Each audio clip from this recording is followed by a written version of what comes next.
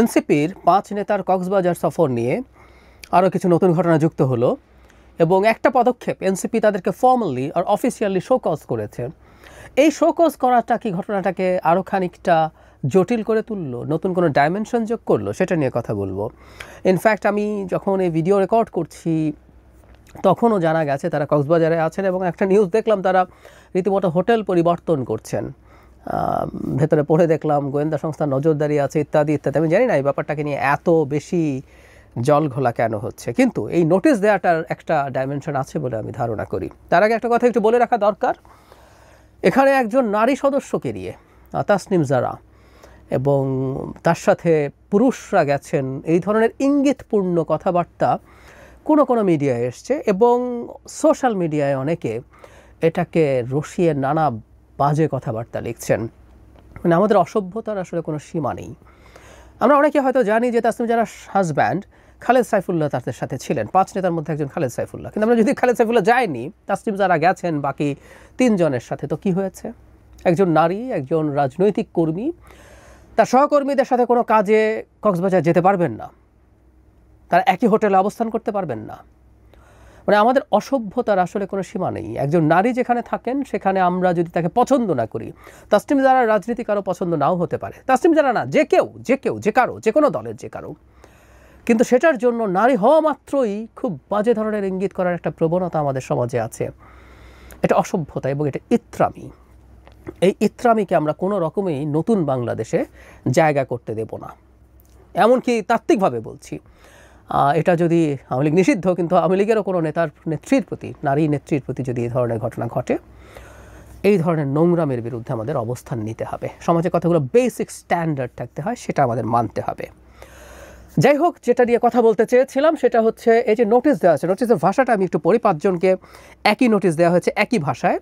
গতকাল ৫ আগস্ট জুলাই অভ্যুত্থানের প্রথম বর্ষপূর্তি ও রাষ্ট্রীয় গুরুত্বপূর্ণ দিবসে আপনি এবং দলের আরও ৪ জন কেন্দ্রীয় সদস্য ব্যক্তিগত সফরে কক্সবাজার গিয়েছেন।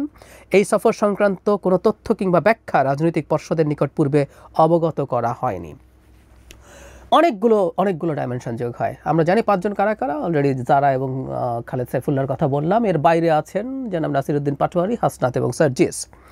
খেয়াল করি আমরা ৫ জন সবচেয়ে পরিচিত মুখের মধ্যে, মানে এই দলটার এনসিপির সবচেয়ে পরিচিত মুখগুলোর মধ্যে ৫ জন এখানে গেছেন এবং তাদেরকে আমরা আসলে এনসিপি বলতে এর বাইরে আর ১-২ জনকে হয়তো আমরা বুঝি, মানে বেশি পরিচিতির দিক থেকে বলছি।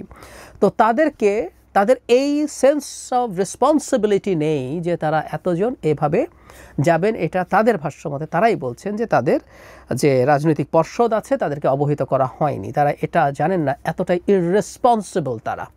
খুবই ভয়ঙ্কর কথা। এখন সমস্যাটা কোন জায়গায় হয়েছে? পিটার হাস দেশে ছিলেন না, আমরা জানি। এই পিটার হাসের সাথে বৈঠক না। এখন প্রশ্ন হচ্ছে, এটা কি অন্য কারোর সাথে বৈঠক ছিল? কারণ তাদের এই সফর নিয়ে খানিকটা লুকোনোর টেন্ডেন্সি মনে হয়েছে, আমি নিশ্চিত নই, কিন্তু আমরা এই ধরনের একটা ভিডিও দেখার পরে এই ধরনের সন্দেহ হয়েছে। এখন সেটা প্রকাশিত হয়ে যাওয়ার পর কি ড্যামেজ কন্ট্রোল করা হচ্ছে? কারণ এখানে একটা প্রশ্ন তৈরি হয়, সেটা হচ্ছে ৫ আগস্ট তারা কেন গেলেন? যে ৫ আগস্টকে এনসিপি তার সবচেয়ে বড় কৃতিত্ব হিসেবে দাবি করে, অনেক ক্ষেত্রে জাহির করে বাজেভাবে, কিন্তু করে। তার মধ্যে সবচেয়ে গুরুত্বপূর্ণ লোকজন বিভিন্ন প্রোগ্রামে থাকবেন, এটাই তো স্বাভাবিক। আমার সাথে গতকালই এনসিপির একজন নেতা টকশোতে ছিলেন, তিনি জানান যে ৩ জন ইনভাইটেড ছিলেন, ৩ জন গেছেন ওই মূল অনুষ্ঠানটাতে, কিন্তু মানিক মিয়া এভিনিউতে তো অসংখ্য মানুষ ছিলেন এবং বিভিন্ন জায়গায় বিভিন্ন অনুষ্ঠান হয়েছে, সেখানে তারা যেতে পারতেন। বিভিন্ন টকশো হয়েছে, সেখানে তারা, কারণ সেদিন ঘোষণাপত্রও দেওয়া হয়েছে, সেই ব্যাপারে তাদের যে মতামত আছে সেগুলোর বিশ্লেষণ তারা উপস্থাপন করতে পারতেন জাতির সামনে। সুতরাং আমরা জুলাই পদযাত্রা করে ক্লান্ত হয়ে পড়েছি, তাই এখন ঘুরতে গেছি, এটা ঠিক ধোপে টেকে না। ফলে এটা এক ধরনের মানুষের সামনে রং পারসেপশন দেয়, সেই কারণে তারা ড্যামেজ কন্ট্রোল করার চেষ্টা করতে পারেন। কিন্তু একটা প্রশ্ন আছে, খুবই জরুরি প্রশ্ন আছে, এই যে ৫ জন গেলেন, এটা কি বেআইনি কিছু?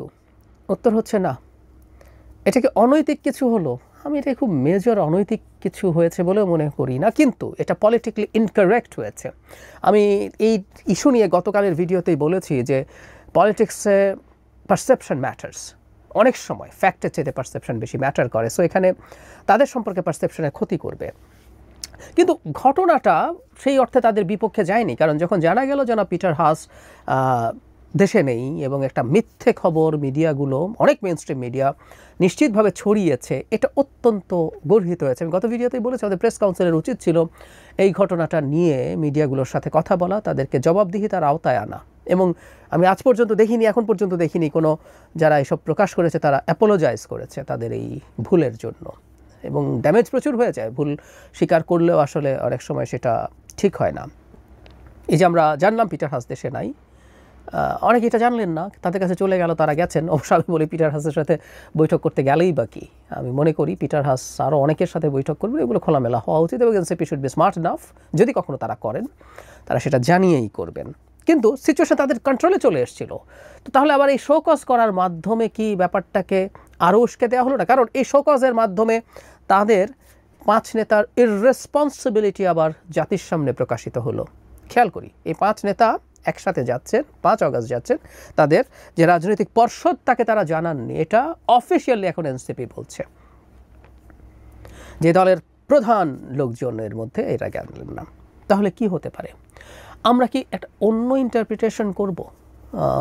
আমার যেটা বলে রাখি, আমি জানি না সম্ভাবনা কতটুকু, আমার আরেকটা জিনিস মনে হয়েছে, কারণ কখনো যখন গর্হিত অন্যায় হয়ে যায়, যেমন ধরুন এনসিপির এক নেতা ছিলেন, ভুলে গেলাম, বিরাট লেবাসধারী, ধর্মীয় লেবাসধারী এক নেতা, পাঠ্যপুস্তকের বিষয় হিসাব নিয়ে তিনি, তানভীর সম্ভবত নাম, যাই হোক, তো তিনি বহু কোটি টাকার দুর্নীতিতে জড়িয়ে পড়েন, এটা একটা ক্রাইম। সেই ক্রাইমের জন্য তাকে শোকজ পাবলিকলি দেওয়ার জরুরত আছে, কারণ তাতে এনসিপি দেখাতে পারে যে তার দল, সেই দল কখনো এই ধরনের দুর্নীতিকে প্রশ্রয় দেয় না। কিন্তু যে ঘটনাটা ঘটলো, এই ঘটনাটা তো কোনো ক্রাইম না, তাহলে কেন এই 5 নেতাকে অফিসিয়ালি তারা আবার জাতির সামনে কাঠগড়ায় দাঁড় করালেন? এই প্রশ্নটা আমার মাথায় আসলো এবং এটার একটা অল্টারনেটিভ ব্যাখ্যা, আমি জানি না কতটা নিশ্চিত হবে এটা, কিন্তু আমার একটা অল্টারনেটিভ ব্যাখ্যা আছে। এনসিপির মধ্যে কি কোনো ধরনের সিরিয়াস মতদ্বৈততা তৈরি হয়েছে, বা আমরা পার্টির ভাষায় যেটাকে গ্রুপিং বলি, গ্রুপিং তৈরি হয়েছে, যে কোনো একটা গ্রুপ, এই যারা গেলেন তারা হয়তো এক গ্রুপের, এবং দলের কোনো একটা গ্রুপ চেয়েছেন এদেরকে পাবলিকলি হিউমিলিয়েট করতে? আমি জানি না, কিন্তু আমার কাছে এটা একটা কারণ বলে মনে হয়েছে। কারণ এই অফিসিয়াল যে প্রতিক্রিয়া, যে ইনফ্যাক্ট তাদের কাছে পার্সোনালি এই ধরনের জবাবদিহিতা রিটেন চাইতেও পারতো, কিন্তু এটা তারা পাবলিক করেছেন, তার মানে এটা জনগণকে জানাতে চেয়েছেন। এই জানানোটাই আসলে আমার মনের মধ্যে এই প্রশ্নটা তৈরি করেছে। বাংলাদেশে রাজনৈতিক দলগুলোর মধ্যে নানান মতদ্বৈততা, গ্রুপিং, দলাবদলি থাকবেই। আমি অনেকে এনসিপির কাছে আলাদা কিছু এক্সপেক্ট করেন, আমি করি না। এই মাটি থেকে উঠে আসা একই রকম মানুষজন, এরাও একই রকম ভাঙা গড়ার মধ্য দিয়ে যাবে, এবং এই কারণেই তারা যত বেশি এক্সপেকটেশন নিজেদের উপরে তৈরি করেন, আমি মনে করি এটা তাদের ভুল, এটা উচিত না। এটা করে বরং মানুষের সমালোচনা তারা বেশি ওয়েলকাম করেন, তখন অল্প সমস্যাতেও মানুষ তাদেরকে বেশি সমালোচনা করে, and which is very natural. যে আপনি তো নতুন বন্দোবস্তের কথা বলছেন, আপনি তো সব কিছু ভালো করে ফেলবেন বলছেন, তো আপনি এটা করছেন কেন? তো যে কথাটা বলছিলাম যে বাংলাদেশের মাটিতে বসে রাজনৈতিক দল হবে আর তাতে প্রচুর সিরিয়াস গ্রুপিং দলাদলি থাকবে না, তা তো হতে পারে না। আমরা তো একবার এক ধরনের গ্রুপিং দলাদলি একটা রেজাল্টও দেখলাম। মানে তখন এক্স শিবির নিয়ে প্রচুর কথা হতো, জনাব জুনায়েদ এবং জনাব রাফেজ সালমান, এনারা বেরিয়ে গিয়েছিলেন, তারা ওই পার্টিতে থাকার কথা ছিল, শেষ পর্যন্ত না থাকতে পেরে তারা বেরিয়ে যান, ইভেন রীতিমতো নতুন দল তৈরি করেন তারা। এখনও থাকবে না তার বলা যায় না, এবং আমরা জানি যে এক তো আইডিওলজিক্যাল ডিভাইডেশন আছে এখানে, তারা একটা আমব্রেলার মধ্যে সব একেবারে রাইট থেকে লেফট সবাইকে নিয়ে এসে একটা মধ্যপন্থী দল তৈরি করতে চাচ্ছেন, সেটা তো আছেই। তার বাইরেও ব্যক্তিত্বের সংঘাত থাকে বাংলাদেশের রাজনীতিতে, এবং এই ইয়াংদের একটা বড় অংশ যথেষ্ট তরুণ, এবং এখনও তাদের সোশ্যাল মিডিয়া বা অন্যান্য জায়গায় তাদের অ্যাটেনশন সিকিংয়ের টেন্ডেন্সি আছে, এবং অ্যাটেনশন পাওয়া না পাওয়ার হিসেব নিকেশ আছে। এগুলো প্রত্যেকটা সংঘাত তৈরি করতে পারে, কে বেশি ইম্পর্টেন্ট হয়ে গেল, কে বেশি প্রমিনেন্ট হয়ে গেল, এগুলো তাদের মধ্যে সংঘাত তৈরি করার সমূহ সম্ভাবনা আছে। সো আমি তাদের মধ্যে এই ধরনের কোনো কিছু নেই, এবং তারই আউটকাম হিসাবে এই শোকজের মাধ্যমে এই কয়েকজনকে এক ধরনের ডিমিন করার চেষ্টা করা হয়েছে, আমি এই সম্ভাবনা উড়িয়ে দিতে চাই না। যদিও আমি চাই সব রকম মতদ্বৈততা সত্ত্বেও, যেহেতু বহু রকম মানুষ এক জায়গায় এসে হাজির হয়েছেন, মতদ্বৈততা থাকবে, কিন্তু মতদ্বৈততার বাইরেও তারা তাদের এই জায়গাগুলো একটু খেয়াল করবেন। আর প্রত্যেকটা স্টেপ নেওয়ার ক্ষেত্রে আমি অ্যাটলিস্ট এটুকু বলি, যদি এরকম কোনো কারণ নাও হয়ে থাকে, এই স্টেটমেন্ট দেওয়ার মাধ্যমে মানে ব্যাপারটা ঔষধের মতো, আমরা ডিজায়ার্ড এফেক্ট আর সাইড এফেক্টের তুলনা করি, ওজন করি। ওষুধে সাইড এফেক্ট আছে, কিন্তু আমরা এটা খাই কারণ এটা ডিজায়ার্ড এফেক্টটা আমার বেশি ওজনের মনে হয়। সো কী অর্জন করলেন? ট্রান্সপারেন্সি দেখালেন, নাকি তার চাইতে তাদের 5 নেতা যে কোনো রকম কোনো তথ্য না দিয়ে চলে গেছেন, এত ইররেসপন্সিবল সবচেয়ে প্রমিনেন্ট কয়েকজন, মানে আপনারা যদি 10 জন নেতার নাম বলেন এর মধ্যে 5 জন থাকবেন।